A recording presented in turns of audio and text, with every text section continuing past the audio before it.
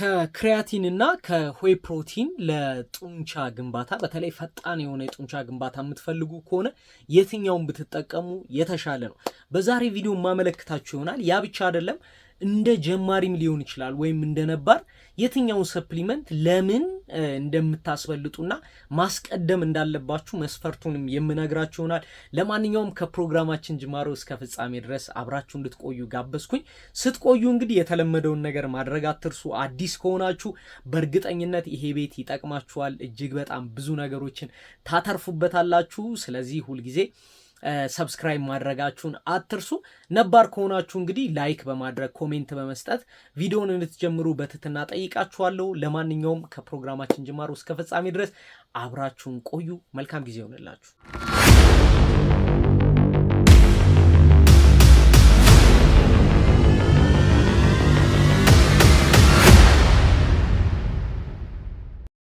ሰው ልጅ ጡንቻ መገንባት ሲፈልግ ማድረግ የሚገቡት ነገሮች አሉ።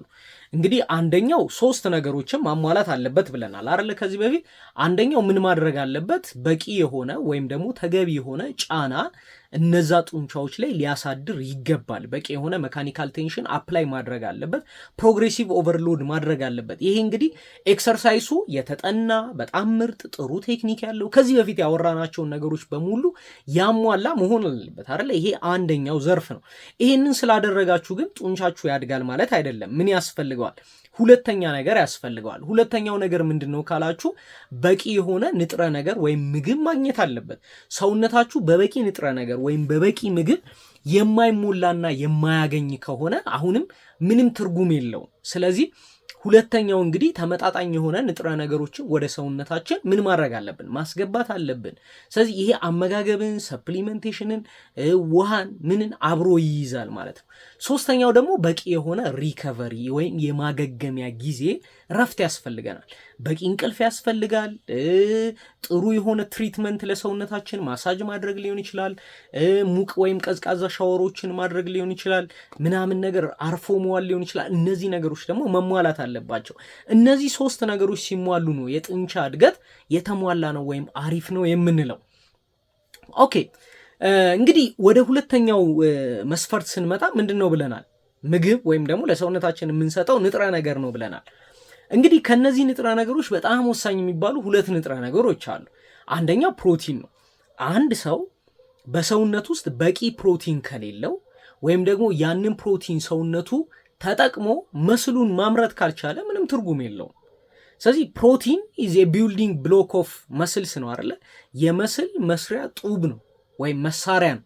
ስለዚህ አንድ ሰው ፕሮቲን ማግኘት ካልቻለ ጡንቻውን በምንም አይነት ሁኔታ ይገነባል ብላችሁ ማሰብ ትክክል አይደለም። ስለዚህ ጡንቻውን ለመገንባት ምን ይፈልጋል ማለት ነው? በቂ የሆነ ፕሮቲን ይፈልጋል። ተግባባን አይደለ? ስለዚህ ይሄ ፕሮቲንን ማግኘት አለበት። እንግዲህ ፕሮቲንን ለማግኘት ምን አሁን ሰጀስት የምናደርገው በአጠገባችን ያለ ምንድን ነው? ቅድም አሁን ርዕሳችን ላይ ተናገርነው ሆይ ፕሮቲን የምንለው ነገር አለ ማለት ነው። ሁለተኛው ደግሞ ሰውነታችን ክሪያቲንን ይፈልጋል። ክሪያቲንን ለምን ይፈልጋል ካላችሁ ይኸውላችሁ፣ ክሪያቲን ሰውነታችን ከሚፈልገው የክሪያቲን መጠን 50%ቱን በሰውነታችን ውስጥ ያዘጋጃል። 50%ቱን ደግሞ ከምግብ ነው የሚያገኘው። እነዚህ ክሪያቲንን ለማዘጋጀት እንግዲህ 3 የአሚኖ አሲዶችን ኮምባይን አድርጎ ይጠቀማል። ሚቲዮናይን፣ ግላይሲን እና አርጂኒን ማለት ነው። እነዚህን 3ቱን ኮምባይን ካረገ በኋላ ነው ምንን የሚሰራው? ክሪያቲንን የሚሰራው ማለት ነው። እንግዲህ ክሪያቲንን የሚጠቀሙ አካላት 2 ናቸው። አንደኛው ጡንቻችን ይጠቀማል። ያው የተወሰኑ ሌላም ሰውነቶች አሉ፣ ግን ዋናውን ለማለት ፈልጌ ነው። ሁለተኛው ደግሞ የሚጠቀመው ጭንቅላታችን ነው። ለምን? ለማሰብ ምን ለማድረግ ጭንቅላታችን በጣም ክሪያቲን ይፈልጋል። ምክንያቱም ፈጣን የሆነ የኢነርጂ ሶርስ ሊያመርቱ የሚችሉ ፕሮዳክቶችን ስለሚፈልግ ማለት ነው። ስለዚህ አንድ ሰው በቂ ክሪያቲን አለው ማለት ጡንቻው ብቻ አይደለም የሚያድገው፣ ጭንቅላቱም ጂኒየስ ነው የሚሆነው። ኦኬ ሌላውን ክሪያቲንስ ለምን ይፈልገዋል ካልን አሁን እንደ ግብአት ለመጠቀም አይደለ። አንደኛው ፕሮቲን ሲንተሲስ እንዲኖር፣ ያ ማለት ለምሳሌ ሰውየው የፕሮቲን ሰፕሊመንት ወሰደ ወይም ከምግብ ተመገበ አይደል? ከዛ ተፈጨ፣ ተሰባበረ። ፕሮቲኑ ወደ ምን ተቀይሯል? ወደ አሚኖ አሲድ። ከዛ ጡንቻችን ጋር ከመጣ ያንን አሚኖ አሲድ ደግሞ መልሶ ገጣጥሞ ወደ ጡንቻነት መስራት አለበት። ስለዚህ ወደ ጡንቻነት ለመስራትና ለመገጣጠም ምን ይፈልጋል ማለት ነው? ክሪያቲን ይፈልጋል። አንድ አትሉ። ሁለተኛው ደግሞ በጣም ቺፕ ሶርስ ኦፍ ኢነርጂ የምንለው አለ። ምን? ኤቲፒ በተለይ በሰውነት ግንባታ ላይ ክብደት ለመሸከም ፐርፎርማንስ ኢንሄንስ ለማድረግ ቀጥታ ኤቲፒ ፕሮዳክሽን የምንለው ወይም ኤቲፒ ፒሲ ሲስተም የምንለው የኢነርጂ ፕሮዳክሽን ሜትድ አለ። ያ የኢነርጂ ፕሮዳክሽን ሜትድ ቶሎ መሟላት አለበት። ይሄንን የሚያቀላጠፈው ማን ነው አትሉ? ክሪያቲን። ስለዚህ አንድ ስፖርተኛ ክሪያቲን ማግኘት ግዴታው ነው፣ ፕሮቲን ማግኘት ግዴታው ነው። ታዲያ ግዴታው ከሆነ ግዴታ ሰፕሊመንት መጠቀም አለበት ወይ ካልን ነው። ለምሳሌ ክሪያቲንን ከስጋ ሊያገኝ ይችላል፣ ከዶሮ ሊያገኝ ይችላል፣ ከአሳ ሊያገኝ ይችላል። እነዚህ ዋና የክሪያቲን ሶርስ የምንላቸው ናቸው። ፕሮቲንን ደግሞ ያው ፕሮቲን ከያዙ ምግቦች ያገኛል። አሁን ቅድም ከጠቀስኳቸውም ሊሆን ይችላል፣ እንቁላልም ሊሆን ይችላል፣ ወተት ሊሆን ይችላል፣ አይብ ሊሆን ይችላል፣ እርጎ ሊሆን ይችላል፣ ብሮኮሊ ሊሆን ይችላል፣ ኦትስ ሊሆን ይችላል፣ የዱባ ፍሬ ሊሆን ይችላል፣ ምስር ሊሆን ይችላል፣ ሽምብራ፣ ባቄላ፣ አደንጓሬ፣ ቦሎቄ ምናምን እያልን መጥቀስ እንችላለን። ከነዚህ ነገሮች በሙሉ ምን ሊያገኝ ይችላል? ፕሮቲን ሊያገኝ ይችላል። ተግባብተናል። ግን ችግሩ ምንድን ነው? አሁን ካልናቸው ሶርስ በቂ ማግኘት ይቻላል ወይ? ስለዚህ በቂ ካላገኘ ነው እነዚህን ሰፕሊመንቶች እንዲጠቀም የምናደርገው። ወይም ደግሞ ከሁለቱ አሁን ሁለቱም አይጠቅሙም ማለት፣ ሁለቱም በጣም ይጠቅማሉ፣ ሁለቱም በጣም የተጠኑ ናቸው። ግን ከሁለቱ ማንን ወደፊት እናምጣ? የትኛው ይሻላል? እኔ ሁለት ሰፕሊመንት መግዛት አልችልም። ለምሳሌ ለሰፕሊመንት ብዬ ሌት ሳይ 12,000 ብር ማውጣት አልችልም። ምክንያቱም ሆይ ፕሮቲን 7,000 ብር አካባቢ ነው፣ 7,500 ብር ከፍ ልናርገው ካልን እስከ 12,000 እስከ 18,000 መሄድ ይቻላል። እነዚህ ማግኘት እንችላለን። 59 ሰርቪንግ ምናምን። በአንጻሩ ደግሞ ክሪያቲን ደግሞ 4,000 ብር ምናምን ማግኘት እንችላለን ስንደምራቸው ማለት። ስለዚህ ከሁለት አንዱን የትኛውን ልምረጥ ወይም የትኛው በቂ ነው ለኔ ካላችሁኝ ብዬ ነው ይሄን ቪዲዮ ምሰራላችሁ። እንግዲህ ፕሮቲንን ማግኘት ከክሪያቲን አንጻር ካየኑ ቀላል። እንዴት? ለምሳሌ አንድ ሰው በቀን ውስጥ ምን ያህል ፕሮቲን ያስፈልገዋል ብትሉ፣ ሌት ሰይ በጣም ብዙ የፕሮቲን መጠን መጠቀም እፈልጋለሁ የሚል ሰው ከ2.2 በላይ ከፍ እንዲል አልፈልግም። ግን በቃ በዛ ቢባል 2 እናርገው። ስለዚህ ሰውየው 70 ኪሎ ነው። 70 ሲባዛ በ2 140 ግራም ፕሮቲን በቀን ውስጥ ማግኘት አለበት። ይሄ ሰውዬ በቀን 4 ጊዜ ቢመገብ ከእያንዳንዱ ምግብ 35 ግራም ፕሮቲን መውሰድ አለበት ማለት ኢኳሊ ወይም በእኩል ሁኔታ ካከፋፈል ነው ማለት። 35 ግራም ፕሮቲን ከየት ማግኘት ይችላል ካላችሁ፣ ለምሳሌ 100 ግራም ስጋ ቢበላ፣ ከዛ 100 ግራሙ ስጋ እንግዲህ ብቻውን አይበላም፣ እንጀራ ይኖሯል ወይ ደግሞ ማባያዎች ነገሮች ምና ይኖርታል ጀስት። ስለዚህ 35 ግራም ፕሮቲንን ማግኘት ማለት ከአንድ ሚል በጣም ቀላል። ምክንያቱም ከ100 ግራም ስጋ 26 ግራም ማግኘት ይችላል። ገብታችኋል አይደለ? ለውዝ ሲበላ፣ ምስር ሲበላ፣ ቦሎቄ ባቄላ ሲበላ፣ ወተት ከጠጣ ምን ካለ ደግሞ በቀን ውስጥ ቅድም እንዳልኳችሁ 140 ግራም ፕሮቲን ጋር መድረስ ያን ያህል የሚከብድ ወይም ደግሞ አስጨናቂ አይደለም ማለት ነው። እርግጥ ነው ፕላን ያስፈልገዋል፣ ግን ያን ያህል የማይቻልና በጣም ከፍተኛ ዋጋ ሊያስከፍል የሚችል አይደለም።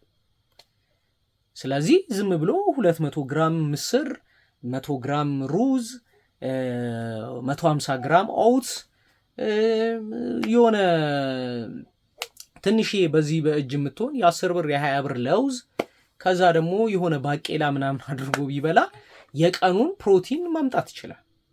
ገብቷችኋል? ስለዚህ ሆይ ፕሮቲን አያስፈልግም እያልኩ አይደለም፣ ፕሮቲን ሰፕሊመንት አያስፈልግም እያልኩ አይደለም። ግን ያ ሰውዬ በቀላሉ ምን ሊለው ይችላል? ሊያሟላው ይችላል።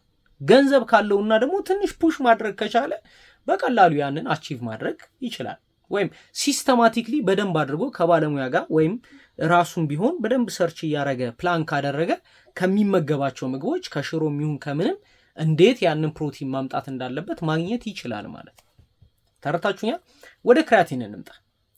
እንግዲህ አንድ ሰው በቀን ውስጥ ምን ያህል ክሪያቲን ይፈልጋል ካልን ይሄም በኪሎ ይወሰናል። ግን እኛ ሀገር በጣም በዛ ቢባል እንዲው 150 ኪሎ ብሄር ነው ብለን እናስባል።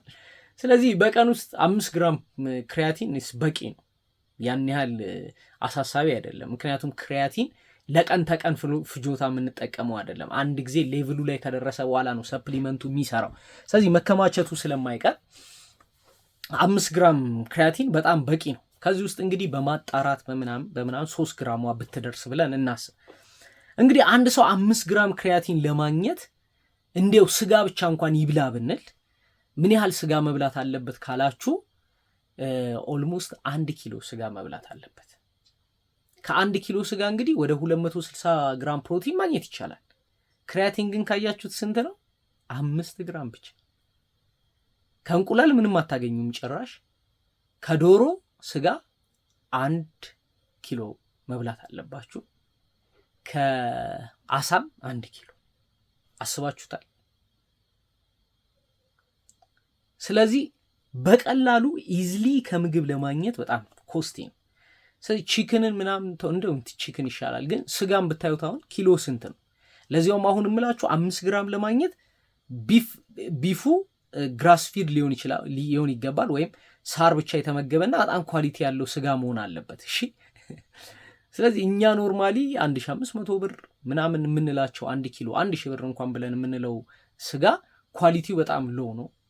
እንጨምር ካልን እስከ 3000 ምናምን ሊሄድ ይችላል። ያ ማለት የወር ክሪያቲናችሁ በ2 ቀን መሸፈን ትችላላችሁ በስጋ ውጭ ወይም በዶሮ ወይም በአሳ ውጭ።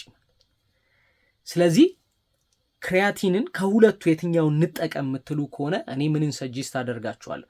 ክሪያቲንን ብትጠቀሙ ሰጀስት አደርጋችኋለሁ። ለምን?